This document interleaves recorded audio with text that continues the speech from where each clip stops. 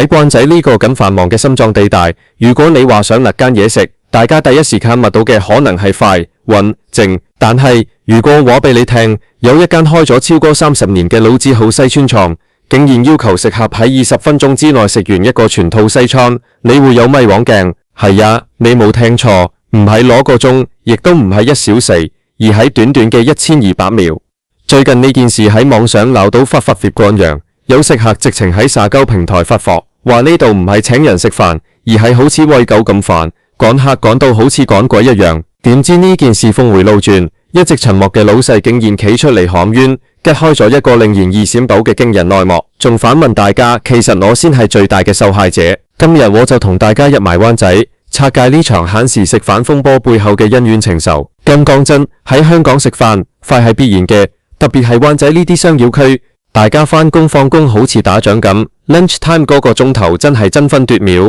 你去茶記食個叉燒煎蛋飯，唔知10分鐘搞掂走人，大家有默契冇問題。但係呢間老字號，佢賣嘅係嗰種懷舊古猶西餐，由餐湯、餐包、主菜到餐後嗰杯熱奶茶或者咖啡，係一成套嘅。正常人慢慢食，起碼都要30-40分鐘啦，係咪？呢位鬧爆嘅食客話，佢嗰日同朋友入去，啱啱坐低嗌完餐，個湯同麵包1分鐘就上工。呢份速度原本係好事，但係當佢啱啱飲咗2啖羅宋湯，個主菜黑椒牛柳竟然就已經擺咗喺佢面前。嗰位着住白恤衫、黑色西袍，睇落起碼有50幾歲嘅資深侍應，仲要黑埋面咁講咗句：快啲食啦，出面好多人等緊，你哋得20分鐘咋？呢位食客當時就呆咗，佢心諗：我嚟食午餐定係嚟參加速食大賽？佢望一望手錶，當時係下晝1點15分。佢紳士同侍應溝通話：唔係個西餐係牛柳好熱係，點樣20分鐘食完啊？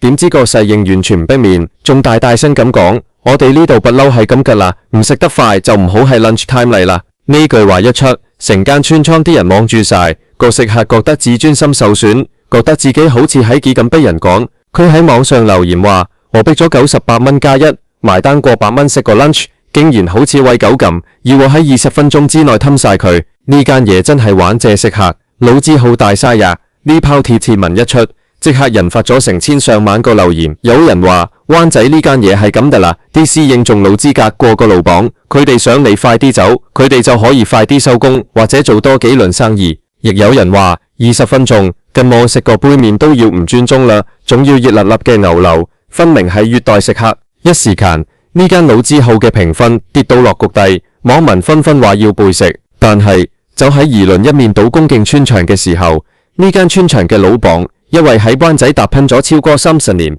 而家已經60幾歲嘅陳生，竟然主動對媒體現身話法。佢唔係出嚟道歉，而係一領委出咁講：大家都話我講黑，其實我先係最慘嗰個，我簡直係呢個時代嘅受害者。陳老闆攞出特報表同埋租約，同大家計咗一筆數。即上佢話呢間鋪位處灣仔黃金地段，每個月嘅租金已經升到去20萬港幣，再加上而家人工貴，請個洗碗都要2萬蚊，仲要未必請到人。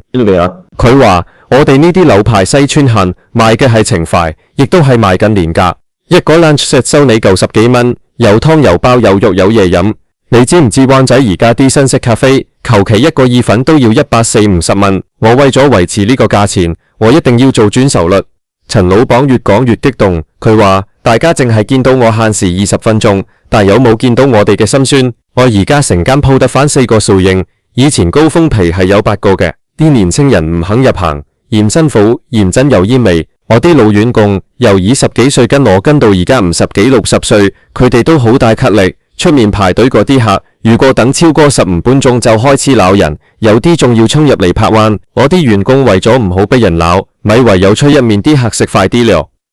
最驚人嘅內幕係陳老闆透露，其實20分鐘呢個限制唔係佢定落嚟嘅死命令，而係因為佢同啲員工之間嘅矛盾，加上應承落力之下產生嘅家庭產物。佢話我同員工講，盡量溫馨提示客運，點知啲員工因為早唔切，心火盛，語氣就重咗。佢哋覺得如果個客坐喺度慢慢醒，佢哋就要做多好多嘢，仲要逼出面排隊嘅人落，所以佢哋私自將嗰個溫馨提示變成咗趕客令。我做老闆嘅去講佢哋2句，佢哋就話：咁你請多2個人攞，請唔到呀，咁我走攞。你話我係咪受害者？我請唔到人，又要面對高租金，仲要逼啲伙計吸返轉頭。中老闆仲講咗一個令人好心酸嘅現象，佢話而家好多食客其實唔係嚟食嘢，係嚟坐。佢淨共見過有2位客人喺午飯最繁忙嘅1點鐘入嚟，每人嗌咗杯最平嘅熱奶茶，就坐咗喺度2個鐘，一直喺度冧電話。佢話我呢度唔係公共圖書館，我每邊轉都要計租金，如果每個客都係咁，我呢間鋪開多3個月就要倒閉。呢間鋪係我老豆傳俾我嘅，我受咗佢30幾年，我唔想佢喺我手上斷送。限時係我唯一可以生存落去嘅手段，雖然20分鐘係誇張咗，但係我真係無奈。吞吐呢度成件事嘅性質好似變咗，香港人一向講求效率，但係當效率極端到一個點，連食餐飯都要好似去急症室搶救咁嘅時候，我哋係咪應該反思下？灣仔 K 呢種老字號，其實淨喺度一間一間咁消失，佢哋嘅裝修可能仲停留喺1990年代，甚至係1980年代。木製嘅卡位，嗰檔黃黃地嘅吊燈，仲有嗰份浸透咗幾十年肉質味嘅黑椒汁，呢啲嘢係嗰啲松本現代咁裝修到好似乳雪館一樣嘅新式村提供唔到嘅。但係正正係因為佢哋嘅舊，令到佢哋喺管理上、喺成本控制上完全追唔上呢個時代。有網民喺聽完老綁嘅接節之後，態度開始軟化。有人話其實老綁都好難做，灣仔租金真係好離譜。東座，如果你想慢慢坐，可能真係要避開 lunch time 或者去啲貴啲嘅地方。但亦有人堅指，無論你幾難做，你都唔可以將甩質轉嫁喺食客身上。如果20分鐘食唔完就係罪，咁我寧願去食麥當勞，起碼人哋唔會黑我面。呢場風波其實反映咗香港餐飲業面臨嘅3大困境：租金瘋狂、人手短缺，以及收費車預期嘅落差。陳老闆話，佢最近生市推行一個新制度，就係將 lunch time 啦分為幾個時段。如果客人肯喺12點之前或者2點之後嚟，就可以享有無限時優惠，仲有9折。佢希望透過呢種方式分流啲客人，減輕伙計嘅壓力。其實我好耐灣仔，我喺呢度大，我睇住呢條街由以前好多印刷鋪變到而家全部係商用大廈。陳老闆眼泛怒光咁講，我唔想做趕客鬼，我想每個入嚟嘅人都可以食到熱辣辣嘅牛扒，飲到一杯有誠意嘅奶茶。但係如果社會唔體諒我哋呢啲小商家，老字號終有一日會喺呢個城市絕跡。廣泛嗰位扭爆嘅食客，佢後嚟知咗老綁嘅詐蝕，雖然仲係覺得當日受咗氣，但佢都話，如果老綁真係肯改善服務態度，而唔係由得啲伙計亂嚟，我會考慮再去俾次機會。畢竟灣仔呢種味真係食一間少一間。呢件事俾我哋一個好大嘅啟示，喺呢個節奏快到零制式嘅城市入面，我哋係咪可以多一點包容？老綁要生存，員工要尊嚴，食客要享受。佢這三角形本嚟應該係穩固嘅，但喺高租金同快餐文化嘅衝擊之下，呢個三角形已經變晒形。大家下次去灣仔，如果你經過呢間老字號，見到出面排長龍，不妨為客陳老綁嗰句，我先係受害者，或者我哋可以轉喺唔係咁忙嘅時間去支持下佢哋。又或者當侍應催你嘅時候，你試下笑笑口同佢講句辛苦晒，我就快食完家啦。可能呢份香港人苟齊咗嘅人情味，先係拯救老字號嘅真正良藥。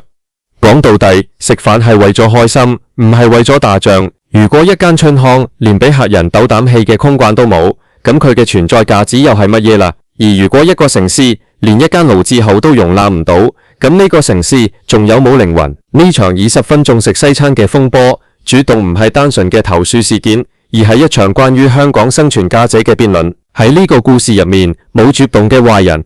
作食客想得到基本嘅尊重，老綁想保住老虎嘅心血，侍應想喺高壓環境下生存。真正嘅兇手可能係嗰個高得唔合理嘅租金，同埋我哋每個人都身處其中唔停旋轉嘅效率巨輪。陳老綁最後同我講，佢打算喺村莊門口貼一張告示，唔再係冷冰冰嘅限時20分鐘，而係寫住大家甩食乾，請體諒我哋人手不足，盡快食完，將個位留俾下一位等緊嘅街坊。多謝你支持咗我哋30年。呢種溫情嘅表達方式會唔會比強硬嘅趕客更有效？我哋拭目以待。灣仔嘅燈光依然璀璨，但喺啲雜坊入面，呢啲老字號嘅燈光仲可以亮幾耐？呢個問題可能要有我哋每一位食客用腳去投票。下次你見到呢類老鋪，除咗相機食先，記得都要用心去感受下嗰份就嚟消失嘅人情同味道。呢場灣仔老字號玩借食客嘅風波，雖然暫時告一段落，但係佢帶出嚟嘅問題依然值得我哋深思。如果你係嗰位食客，你會唔會原諒老鴇？如果你係陳老鴇，你又會點樣喺租金同人情味之間攞個平衡？呢個世界好多時唔係非黑即白，更多嘅係喺灰色地帶入面，大家揾緊一個共生嘅方法。希望下一次我哋去呢間老字號係可以舒舒服服咁食完個黑椒牛柳，飲埋嗰杯香噴噴嘅奶茶，而唔係好似趕鬼咁連味道係點都唔知就埋單走人。香港嘅餐飲文化係由無數個呢類故事組成嘅，我哋唔希望見到老字號變受還借食客嘅代名詞，我哋希望見到嘅係一份傳情，一份喺繁忙都市入面依然存在嘅溫暖。灣仔依然係嗰個充滿故事嘅地方，而呢間老字號希望佢可以繼續行落去，唔係靠趕客，而係靠嗰份30年如一日嘅觀字。